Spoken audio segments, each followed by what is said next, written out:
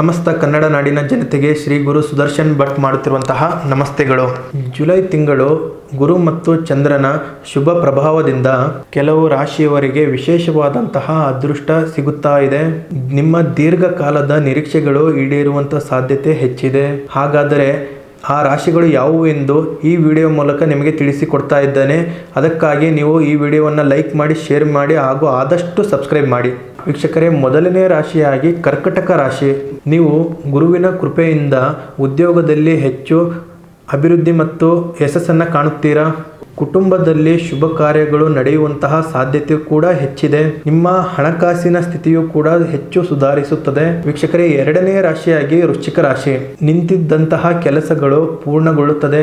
ನಿಮಗೆ ಸಮಾಜದಲ್ಲಿ ಗೌರವ ಹೆಚ್ಚಾಗುವಂತಹ ಸಾಧ್ಯತೆಗಳು ಹೆಚ್ಚಿದೆ. ಹೊಸ ಆದಾಯದ ಮೂಲಗಳು ಹಾಗೆ ವೃತ್ತಿ ಕ್ಷೇತ್ರದಲ್ಲಿ ಹೆಚ್ಚು ಉತ್ತಮ ಫಲಿತಾಂಶವನ್ನು ಕಾಣಬಹುದು.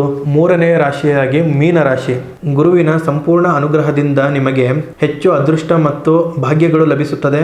ಶಿಕ್ಷಣ, ಉದ್ಯೋಗ, ವ್ಯವಹಾರ ಹಾಗೆ ಆರ್ಥಿಕವಾದಂತಹ ವಿಚಾರಗಳಲ್ಲಿ ಬೆಳವಣಿಗೆ ಕಂಡು ಬರುತ್ತದೆ. ಈ ಅವಧಿಯಲ್ಲಿ ಪರಿಶ್ರಮಕ್ಕೆ ಉತ್ತಮ ಫಲಿತಾಂಶ, ಗೌರವ ಹಾಗೆ ಶುಭ ಸುದ್ದಿಗಳು ಕೂಡ ಕೂಡಿ ಬರುವಂತಹ ಯೋಗ ಇದೆ. ಪ್ರತಿಯೊಬ್ಬರೂ ಕೂಡ ನಿಮ್ಮ ಇಷ್ಟದ ದೇವರ ಹೆಸರನ್ನು ಕಮೆಂಟ್ ಮಾಡಿ.